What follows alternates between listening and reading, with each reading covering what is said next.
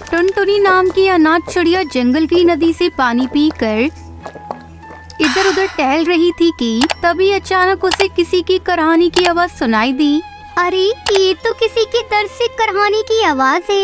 ये आवाज तो पेड़ के पीछे से आ रही है। जाकर देखती हूँ, शायद किसी को मदद की जरूरत हो। टुनटुनी चिड़िया पेड़ के पीछे जाकर देखती है कि एक कबूतर पेड़ के पीछे गिरा पड़ा है और उसके सर से खून निकल रहा है। अरे आपके सर से तो बहुत सारा खून निकल रहा है। टुनटुनी जल्दी से एक पीपल का पत्ता लेकर आती है और उसके सर पर जहाँ से खून निकल रहा था वहाँ पर लगा देती है। टुनटुनी चिड़िया नदी से पानी लाकर पानी पिलाती है। कुछ देर बाद, आप कौन है? आपका क्या नाम है और आपको ये चोट कैसे लगी? मेरा नाम बंटी है और मैं एक अमीर बिजनेसमैन हूँ और बैगन का खेत खरीदने जा रहा था कि तभी इस जंगल के एक दुष्टबाज ने मुझे ये चोट दे दी और मेरे सारे पैसे लेकर भाग गया। अरे ये तो बहुत ही गलत किया उस बाज ने। उसे ऐसा नहीं करना चाहिए था। आपके सर से तो इतना खून बह रहा है, जान भी जा सकती थी। हाँ, तुमने मेरी जान बचा ली, वरना मैं आज मर ही गया होता। तुम्हारा बहुत बहुत धन्यवाद। नहीं, इसमें धन्यवाद की कोई बात नहीं है। आखिर हम पक्षी अगर एक दूसरे की मदद नहीं करेंगे तो कौन करेगा? वैसे तो तुम उम्र में काफी छोटी लग रही हो, लेकिन अपनी उम्र से ज्यादा समझदार हो। कहाँ रहती हो तुम और तुम्हारे मम्मी पापा कहाँ हैं? माफ कीजिएगा, मैं अनाथ हूँ। मेरे माँ बाप नहीं है और मेरा कोई घर नहीं है। मैं बस इधर उधर रहकर अपनी जिंदगी गुजार लेती हूँ। अच्छा, तुमने मेरी जान बचाई है। मैं इसके बदले में तुम्हें पैसे दे सकता हूँ। तुम मेरे साथ मेरे घर चलो। अभी तो मेरे पास पैसे नहीं है। मैं तुम्हें घर चलकर जितने पैसे बोलोगे उतने पैसे दे दूंगा। नहीं, मुझे पैसों की कोई जरूरत नहीं है। बस आप अपना ध्यान रखिए। अच्छा, अभी तो मेरे सर में चोट लगी है। क्या तुम मुझे मेरे घर तक पहुंचा सकते हो? जी जरूर, क्यों नहीं। तब तक आप लोग कमेंट में बताएं 9 into 9 कितने होते हैं। टुनटुनी बंटी को सहारा देकर उसके घर तक पहुंचा देती है। मुझे पता है तुम मुझसे पैसे नहीं लोगी, इसलिए ये लो, मैंने तुम्हारे जंगल के पास बैगन के खेत खरीदे थे और ये खेत आज से तुम्हारे हैं। ये लो खेत के पेपर्स और तुम अब इन्हीं पर रहना और अपना घर जरूर बना लेना। आपका बहुत बहुत धन्यवाद। कोई बात नहीं है, आखिर तुमने मेरी जान बचाई है। अगर तुम्हें जिंदगी में कभी भी किसी चीज की जरूरत हो तो तुम बेझिझक मेरे पास आ जाना। टुनटुनी वहाँ से बैंगन के खेत पर आ जाती है। खेत से बैंगनों को बेचकर पैसे कमाती है। बैंगन के कुछ खेतों से इतनी अच्छी आमदनी हो रही है। अगर मैं और फसल लगाकर अपना पूरा एक खेत तैयार कर लूँ तो कितने पैसे मिलेंगे। बहुत ही अच्छी तरकीब है। मैं कल से ही फसल लगाना शुरू करूँगी। टुनटुनी धीरे धीरे बैंगन की पूरी फसल लगाना शुरू कर देती है। तभी टुनटुनी चिड़िया का दोस्त कालू कौआ वहाँ आता है। अरे टुनटुनी, क्या कर रही हो ये तुम? मैं अपनी बैंगन की खेती कर रही हूँ। टुनटुनी, तुम पागल हो गई हो क्या? अकेले इतना बड़ा बैगन की खेती कैसे कर सकती हो? और तुम्हें तो वैसे भी खेत फ्री में मिल ही गया है। तुम्हारी जिंदगी तो आराम से कट जाएगी। क्यों फालतू में इतनी मेहनत कर रही हो? तुम आराम से खाओ पियो और ऐश करो। देखो, मुझे मेरा काम करने दो और तुम यहाँ से चले जाओ। मैं मेहनत से नहीं घबराती और मैं अपनी बैंगन की खेती तो कर रहूंगी और अपना बड़ा सा बागान बनाकर ही रहूंगी। देख लेना, मुझे एक दिन सफलता जरूर मिलेगी। हाँ ठीक है, करती रहो। इतनी गर्मी में खेती, मैं तो चला अपने घर आराम से सोने। टुनटुनी चिड़िया अपने दोस्त कालू की बातों पर बिल्कुल भी ध्यान नहीं देती है और अपने बैंगन की खेती लगाकर उनकी खूब देखभाल करती है। अब टुनटुनी चिड़िया धीरे धीरे बड़ी हो रही थी और उसके साथ साथ उसकी फसल भी बड़ी हो रही थी। 6 महीनों की मेहनत के बाद उसमें धीरे धीरे बैंगन आना शुरू हो गए थे। टुनटुनी ने खूब मेहनत करके अपनी बागान को बड़ा ही सुंदर बना लिया था। टुनटुनी के खेतों में बैंगन आ जाते हैं तो टुनटुनी बैंगन तोड़कर पूरे जंगल में फ्री में बांटती है। आखिरकार तुम्हारी इतनी महीनों की मेहनत रंग लाई। हाँ टुनटुनी बिटिया, तुम्हारे बैगन सच में बड़े ही अच्छे हैं। हाँ हरी चाची, मेहनत करने वालों को भगवान सफलता जरूर देता है और देखो आज मेरी मेहनत सफल हुई। टुनटुनी, तुम सच में बहुत मेहनती चिड़िया हो। हाँ, मैंने मेहनत करी है और मुझे उसका फल मिला। लेकिन कुछ पक्षी थे जो मुझे मेहनत करते देखकर खूब हंसते थे और मुझे मना करते थे कि मैं ये सब ना करूं। हाँ टुनटुनी, मैं अपनी कही हुई बात पर शर्मिंदा हूँ। मुझे इस तरह से तुम्हारा मनोबल नहीं तोड़ना चाहिए था। हो सके तो मुझे माफ कर देना। अरे नहीं कालू भाई, तुम्हें माफी मांगने की कोई जरूरत नहीं है। ऐसे ही कुछ दिन बीत जाते हैं और टुनटुनी अपने बैंगन के खेत में बैठी थी कि तभी कड़कनाथ सेठ कौवा वहाँ आता है। ये खेत आपके हैं? जी हाँ, ये खेत मेरा है। मेरा नाम कड़कनाथ है और मैं आपसे आपका पूरा खेत खरीदने आया हूँ। शहर की सब्जी मंडी में मेरी सबसे बड़ी दुकान है और आज तक मैंने ऐसे फ्रेश बैंगन पूरे सब्जी बाजार में नहीं देखे।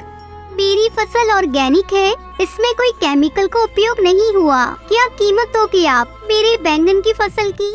मैं आपको मुंह मांगी कीमत दे सकता हूँ। आपको जितना पैसा चाहिए आप बताइए, मैं दे दूंगा आपको।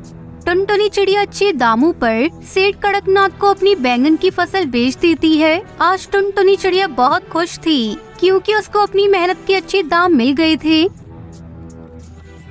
एक घने जंगल में टुन्नू नाम का चिड़ा अपनी पत्नी और बेटी टुनटुनी चिड़िया के साथ रहता था। उसकी पत्नी की बहुत बार तबीयत खराब हुई। कुछ ही महीनों में वो भगवान को प्यारी हो गई। टुन्नू और उसकी बेटी अकेले रह गए। एक दिन हरी काकी टुन्नू से मिलने आई। टुन्नू भाई, आपकी बेटी अभी बहुत छोटी है, इसे देखभाल के लिए माँ की जरूरत है। आप दूसरी शादी कर लीजिए। बहन, मुझे डर है कि सौतेली माँ मेरी बेटी के साथ बुरा सलूक ना करे। आप ऐसा मत सोचिए, मेरी नजर में एक सीधी सादी चिड़िया है। कहिए तो मैं आपकी तरफ से बात चलाऊं। ठीक है हरी काकी, अगर आप चिड़िया से परिचित हैं तो मुझे कोई एतराज नहीं है। इस तरह टुन्नू की शादी पिंकी नाम की चिड़िया से हो गई। पिंकी चिड़िया टुन्नू के सामने तो टुनटुनी को बहुत प्यार करती थी, पर जैसे ही टुन्नू काम पर चला जाता तो टुनटुनी से सारे घर का काम कराती थी। टुनटुनी, अब ये सारे बर्तन धोकर साफ कर दे, वरना तुझे बहुत पिटूंगी और तेरे पिता से भी मार पड़वाऊंगी। मेरी माँ मुझसे कोई काम नहीं कराती थी। तुम मेरी माँ नहीं हो। मैं पापा से तुम्हारी शिकायत करूँगी। इतना सुनकर पिंकी आग बबूला हो गई और टुनटुनी को भला बुरा बोलने लगी। टुनटुनी की खूब पिटाई करने के बाद उसने उसे धमकी दी, अगर तूने अपने पिता से शिकायत की तो कल और भी ज्यादा मारूंगी। पिंकी उससे खाना बनवाती, सफाई करवाती और जंगल से लकड़ी भी कटवाती, पर जब उसका पति घर पर होता तो वो बहुत प्यार से पेश आती।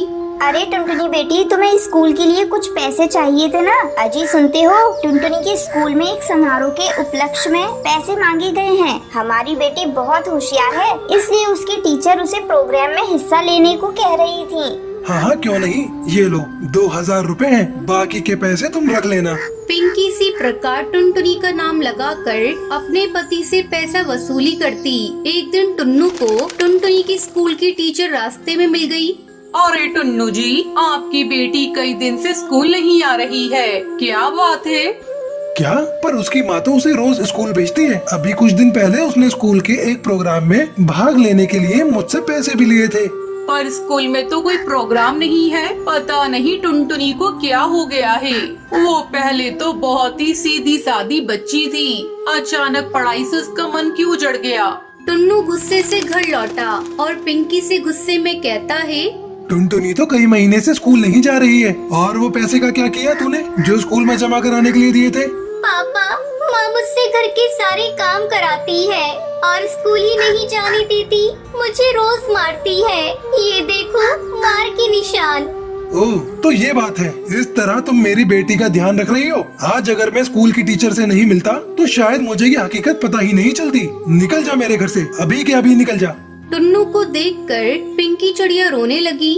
मुझे माफ कर दीजिए, मैं आपके पैर पड़ती हूँ। अब मैं कभी इस पर हाथ नहीं उठाऊंगी, पर मुझे घर से मत निकालिए। मैं आपके बच्चे की माँ बनने वाली हूँ।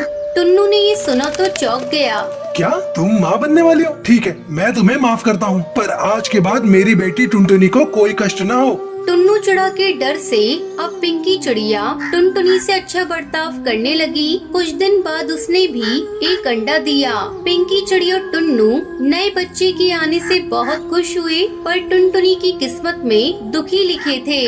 टुन्नू की तबीयत अचानक खराब हुई और वो भी मर गया। अब तो टुनटुनी पूरी तरह से अकेली रह गई। पिंकी चिड़िया अपने बेटे से बहुत प्यार करती और टुनटुनी पर बहुत अन्याय करती थी।